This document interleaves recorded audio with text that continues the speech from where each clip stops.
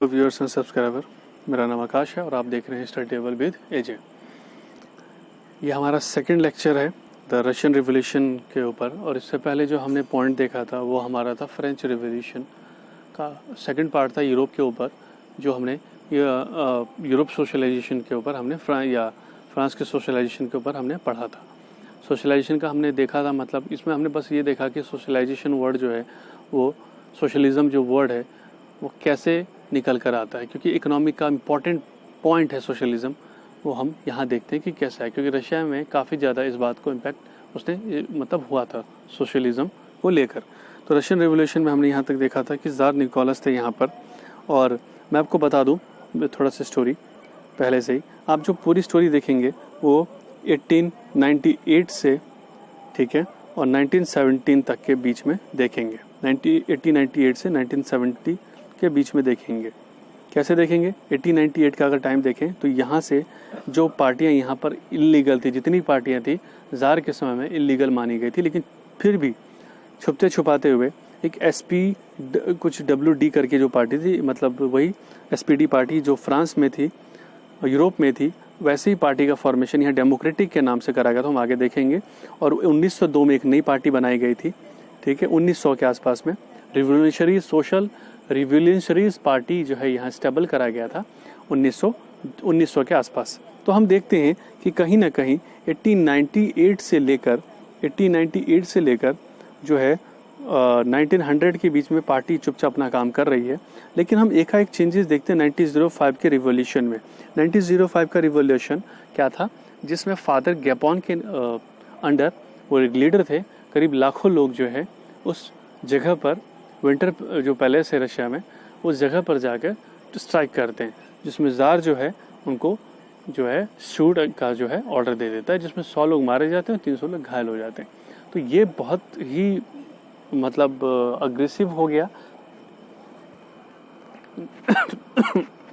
Sorry ज़ार को लेकर।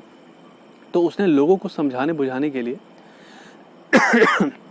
Dumas का कंसेप्ट लिया। ड्यूमा ये एक, जैसे आज हमारे यहाँ पर जो है सेटअप है, हमारा सेटअप जो है कैसा, लोकसभा राज्यसभा का, इसी तरीके से संसदीय प्रणाली बनाया ड्यूमा, जिसमें उसने कहा कि हम सबसे लोगों से बातचीत करके जो है हम नया एक कुछ फॉर्मेशन कर सकते हैं। तो लोगों को बनाने की बात थी, तो पहला 75 दिन का लगाया गया, ठीक है। ये सारी चीज़ें धीरे धीरे आप आगे देख लेंगे। तो 1914 के बाद फर्स्ट वर्ल्ड वॉर वाली बातें आ जाती है, तो सब सारी चीज़ें हम यहाँ पर देख लेते हैं। चलिए आगे बढ़ते हैं। आपका इंट्रो थोड़ा ज़्यादा ही बड़ा हो गया, लेकिन आपको थोड़ा सा जो है स्ट्रक्चर आपको मिल गया हो। तो हमने ये सब पार्ट तो देख ही लिया था। इकोनॉमी हमने सोसाइटी की बात कर ही ली थी, यहाँ पर कैसी थी, ठीक है। सोशलिज्म इन रशिया में कैसे आया हम वो देखेंगे। तो यहाँ से हमारा पॉइंट बनता है सोशलिज्म इन रशिया का। हम देखते हैं कि करीब 1914 से पहले जितनी भी पार्टियाँ थी यहाँ पर, उन सबको इलीगल कर दिया गया, ठीक है। 1914 में सब पार्टियों को यहाँ पर इलीगल कर दिया गया, और करने के बाद जो है यहाँ छुपते छुपाते हैं जो है सोशल डेमोक्रेटिक वर्कर पार्टी, जो हमारा SDP पार्टी फ्रांस में था, उसमें सिर्फ जो है वर्कर जोड़ दिया गया है, इसलिए ध्यान रखेंगे। SDWP पार्टी कब फॉर्म कराया गया? 1898 में, सामने लिखा हुआ है आपके, 1898 में इस पार्टी को फॉर्म कर दिया गया। उसका ये आइडिया मार्क्स का आइडिया सही था, वो तो नॉर्मल बात है, सोशलिज्म का है। तो इसी के बाद जो है एक और नई पार्टी बनाई गई, सोशल रिवॉल्यूशनरीज पार्टी 1900 में। आप कह सकते हैं कि ये पार्टी जो थी वो किसकी थी? वर्कर पार्टी थी। दैट मीन लेबर वर्कर जो फैक्ट्री वगैरह में काम कर रहे हैं। ये पार्टी एग्रीकल्चरिस्ट थी, यानी कि वो जो खेतीबाड़ी के लोग काम कर रहे हैं। अब ये दोनों गुट बन गए यहाँ पर, ठीक है। और इनका मानना था कि अगर आपको मेन फोर्स रिवॉल्यूशन चाहिए तो हमें कम से कम इन दोनों को लेकर काम करना पड़ेगा। तो ये बात अब आगे उठी। पीजेंट्स वगैरह ने अपने राइट, सबकी अपनी अपनी मांग थी। सबकी अपनी मांग कैसी थी? किसान चाहता था कि भाई उसे उचित लगान व्यवस्थाएं मिले, सब कुछ बराबर हो, और वही वर्कर का मानना था कि भाई जो है हमारे टाइमिंग आवर और मिनिमम वेजेस तय करें। और एक और था जो जिनका मानना था, पढ़े लिखे वर्ग थे जिनमें उनका भी एक अलग मानना था। तो इसमें बहुत बड़े पूरा का पूरा एक तरीके से कंट्री उठ के खड़ा हो गया था। क्यों हुआ था? ये सारी चीज़ें आप देखेंगे किस तरीके से खींचातानी बन रही है और ज़ार के खिलाफ बातें चल रही हैं। तो हम करीब देखते हैं क्या 1900 के आसपास में ये दो चीज़ें बन गई। यहीं पर आता है लेनिन। लेनिन एक जो है एक लीडर बन के आता है यहाँ पर।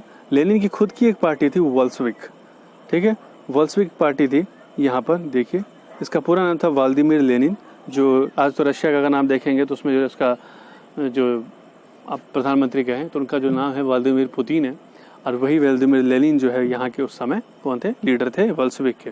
वोल्शेविक इस समय दो पार्टी में डिवाइड हो जाता है, एक पार्टी इससे अलग हो जाता है, वो है मेल्शेविक, ठीक है।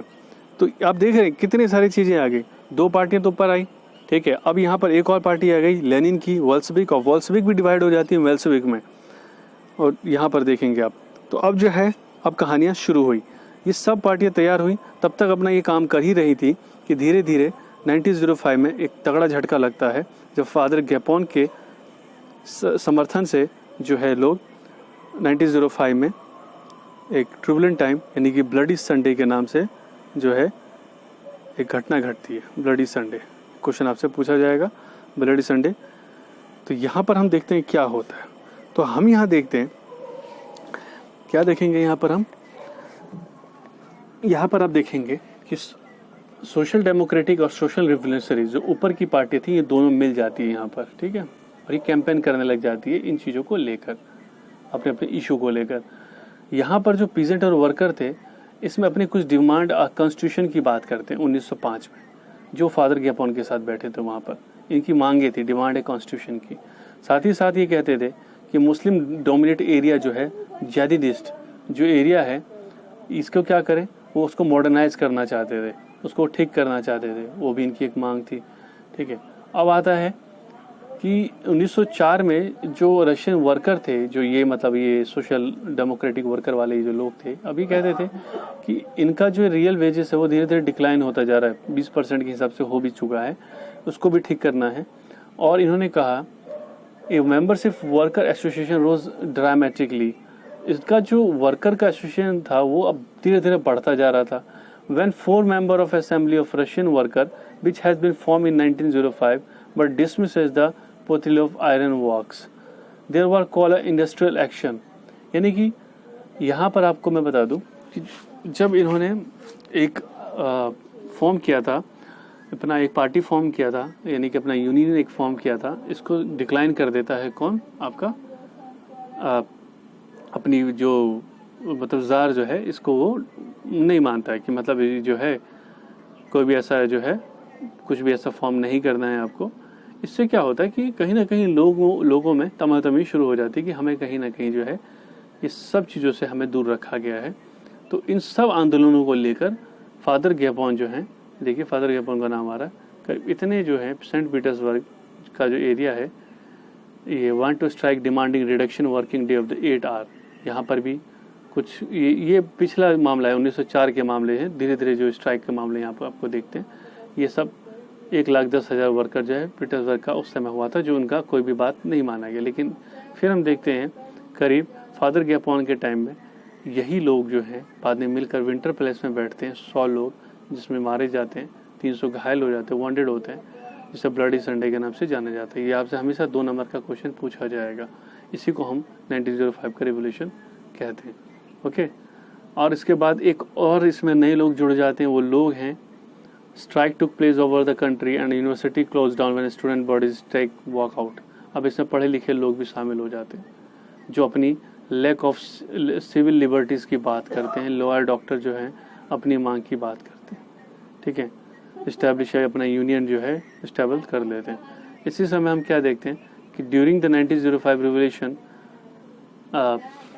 जो है अपने आप को जब ये काम कर लेता है कौन, ज़ार, ऐसा काम करने के बाद जो है लोगों को समझाने बुझाने के लिए पार्लियामेंट का सेटअप करता है, जो ड्यूमा नाम से जाना जाता है। ड्यूमा को मैं आपको बता दूं, ये अब 1905 के बाद की कहानी शुरू हो चुकी है। तो 75 दिन के लिए ये क्या करता है, एक ड्यूमा का कंसेप्ट लगा देता है, 75 दिन तक ही लगाता है। 75 दिन के बाद इसे अबॉलिश कर देता है। फिर 3 महीने बाद लगाता है। लोग फिर से खड़े होते हैं कि भाई तुमने क्यों ख़त्म कर दिया, तो फिर से लगाता है। फिर 3 महीने के बाद हटाकर फिर जो है कुछ साल के बाद शुरू करता है और कहता है कि हमें अब वो लिबरल रेडिकल वाली थॉट नहीं चाहिए, हमारे साथ जो काम करेगा वो है कंजर्वेटिव वाले लोग। समझे, आपके इसमें यही पॉइंट लिखा हुआ है। तो एक कहानी आती है कि फर्स्ट वर्ल्ड वॉर इसमें क्यों आ जाता है। फर्स्ट वर्ल्ड वॉर क्या था, इसका कंसेप्ट यहाँ एकदम से क्यों आ गया। ध्यान रखिए 1905 की कहानी ख़त्म हुई आपकी और ड्यूमा का प्रोसेस चलते चलते 1913-1912 के आसपास तक टाइम ये यही सब करते हुए बीत जाता है। एक मेन और ड्रास्टिक चेंज टाइम आता है, वो आता है आपका ये फर्स्ट वर्ल्ड वॉर का। ये इसमें दो पावर थी, एक तो अलायंस पावर थी, दूसरी सेंट्रल पावर थी। अलायंस और सेंट्रल पावर, अलायंस में कौन थी? अलायंस थी आपकी, बताइए। अलायंस पावर आपका होता है जिसके अंदर जो है फ्रांस, ब्रिटेन और रशिया, FBR, ये थे अलाइड में। और सेंट्रल पावर में आप कहेंगे जर्मनी, ऑस्ट्रिया और टर्की, ठीक है, ये थे। इस अलाइड से बाद में जाके अमेरिका 1917 में इंक्लूड हो जाता है, ठीक है, अभी नहीं, तब तक रशिया डूब जाता है, तभी वो आता है। अब इन दोनों का मतलब हम कैसे समझेंगे कि कैसे अलाइड है, याद कैसे रखेंगे? तो ध्यान रखिए, छोटा सा एग्जांपल मैं आपको यहाँ दे देता हूँ कि मान लीजिए आप कहीं जा रहे हैं और यहाँ पर 3 लड़के आपको पीटने के लिए आते हैं, ठीक है, तो यानी कि सेंट्रल पावर में इनके पास ऑलरेडी पहले से पावर है, लेकिन आप जो अकेले खड़े हैं अलाइड वाले, अब क्या करेंगे? आप अपना फ़ोन निकालेंगे, अपने दोस्त को फ़ोन करेंगे, भाई मुझे यहाँ पर कुछ खटपट लग रही है, आप हेल्प करिए, तो फटाफट आपके दोस्त भी आ जाएंगे। तो जो आप हैं यहाँ पर और आपने समर्थन लिया दोस्तों से, तो आपने एक अलाइड बनाया इनसे लड़ने के लिए, लेकिन ये ऑलरेडी पावर में है, तो सेंट्रल पावर ये कहलाएंगे। होप ये आपको इतना समझ में आया हो। तो ये दो पावर की लड़ाई चल रही है। तो ध्यान रखिए यहाँ पर एक और अच्छी बात है, ये फ्रांस देख रहे हैं यहाँ पर, फ्रांस यानी कि जो अलाइड पावर है, अब क्या करेगा?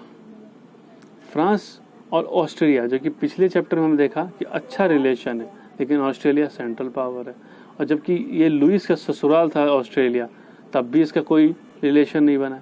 वो बात की बात थी, वो ख़त्म हो गया, बहुत समय बीत गया, 1914 और 1789 का वक्त था, ख़त्म हो गया।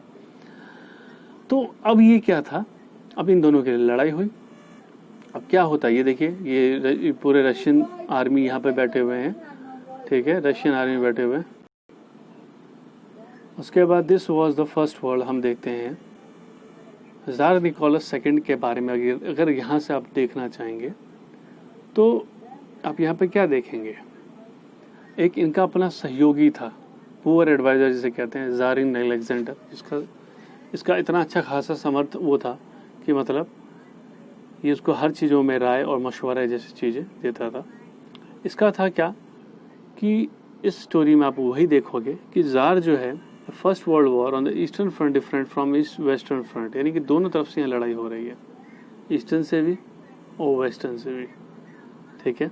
और इस तरह क्या होता है, दोनों तरफ से आर्मी की कैजुअल्टी यानी कि काफ़ी ज़्यादा जो है नुकसान हो रहा है यहाँ पर। करीब दोनों तरफ से लड़े जाने के कारण आप ये देख लो कि अगर हम देखें तो फ्रांस का मैप कुछ यहाँ पर है पूरा, अगर हम यहाँ से देख लें, मैं आपको दिखा देता हूँ, ऐसे बना के आपको समझ लें। इस ऊपर का एरिया हमारा रशिया का बनता है, इतना छोटा सा हमारा फ्रांस है, साइड में जर्मनी है, और यहीं पर हमारा ऑस्ट्रेलिया, ऊपर इंग्लैंड का एरिया बनता है, ठीक है। अब सोचिए ये कितना दूर है। ये दोनों तो यहाँ पर सपोर्ट में है ही, ये दोनों यहाँ पर सपोर्ट में तो है ही, ये आपस में ब्रिटेन और ये फ्रांस, लेकिन इससे काफ़ी दूरी है। यहीं पर एक नदी भी बहती थी, बाल्टिक नदी, इनके बीचों बीच। तो कोई भी चीज़ अगर हेल्प करने के लिए जाती थी तो बाल्टिक के साथ निकल जाती थी, लेकिन जर्मनी ने उस समय इसको बंद कर दिया, तो इनका अच्छा खासा नुकसान हो गया यहाँ पे, अब उनको कुछ भी सहायता नहीं मिलता। इसी समय क्या होता है, 1970 तक आते आते 7 मिलियन 70 लाख लोग मारे जाते हैं, और यही जो फ्रांसिस थे इनके बॉर्डर के अंदर घुसकर इनकी बिल्डिंग को काफ़ी ज़्यादा कोलैप्स वगैरह कर देते हैं। ऐसे इतना नुकसान होता है। और सबसे बड़ी बात, जो ज़ार ने एबल बॉडी को जो है फोर्स में भर्ती कर दिया था, जिससे क्या हुआ, जितने एग्रीकल्चर थे, जो एग्रीकल्चरिस्ट थे, जो काम करने वाले खेतीहारी लोग थे, अब उनकी खेती भी छूट गई। एक तो वैसे वहाँ हालत ख़राब, अब यहाँ पर क्रॉप्स का फेल हो जाना और सारी चीज़ें जो है लोगों का भी इस तरफ बिजी हो जाना, बहुत नुकसान हुआ। तो हम देखते हैं करीब 7 लोग तो मारे जाते हैं, 3 मिलियन 7 मिलियन मारे जाते हैं, और 3 मिलियन जो है माइग्रेट कर जाते हैं।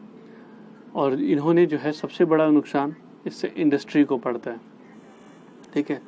The war also had a severe impact on industry के ऊपर यहाँ पर आता है, ठीक है।